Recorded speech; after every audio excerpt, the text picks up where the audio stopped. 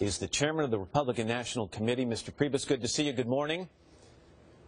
Good morning, Matt. Let's talk about Ben Carson. When someone runs for president and that person has no real political experience and no record in public office to run on, and they decide to run on the elements of an interesting and inspiring life story, are specific and pointed questions about elements of that life story appropriate?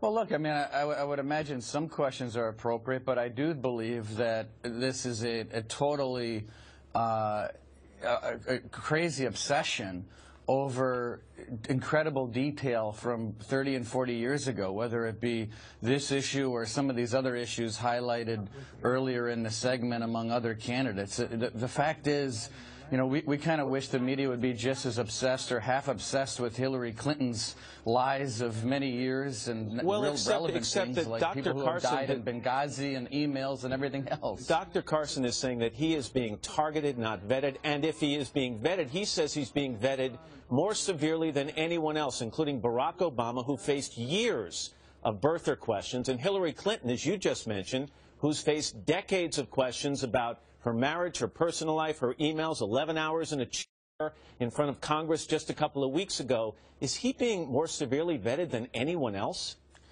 Yeah, but the difference is that the media is actually, you know, they do have an actual vendetta or at least an agenda against some of these candidates. In regard to Hillary Clinton, the media sort of, yeah, they cover it, but they cover it with a laugh and a wink and a nod and, you know, isn't this horrible that she had to sit in a chair for 11 hours? I mean, that's the tone of the coverage of Hillary Clinton. It's a tone of, this is silly, let's move on. Whereas with the Republicans, it's, hey, can you believe that, you know, 40 years ago this happened, or that, hey, you know, this credit card over here?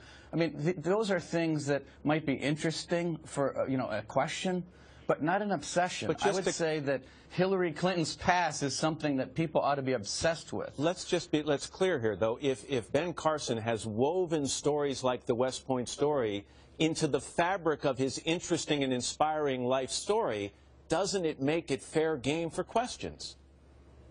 Sure, and people asked the question and he answered it. So, I mean, you know, I think, okay, asked and answered. And I think people need to move on to the next question. I'm not saying that questions aren't appropriate. Of course, people can ask questions. But I think you get to a place where all the questions have been asked. Real quickly, I know you wrote a letter to the chairman of NBC News following the last debate on CNBC. There were a lot of questions. There was a lot of criticism about the tone of that debate, and you suspended ties with this network for future debates. I also know you've spoken to the chairman of NBC News, Andy Lack. Are you making progress in terms of renewing ties with this network on future debates?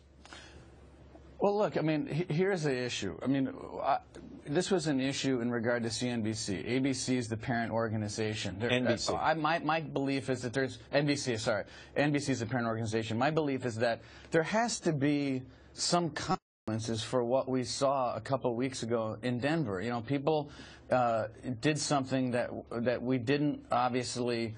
Wasn't promised, it wasn't expected, and there has to be consequences. And so, yeah, I did have a good conversation with Andy Lack, and by the way, we're going to be talking to the candidates about the future of that debate. But we're looking forward to the debate this week, and I think it's going to be a much better debate, and I think it's going to be a good time to put that CNBC debate behind us. Reince Priebus, the chairman of the RNC. Always good to see you, Reince. Thank you very much for your time. Thank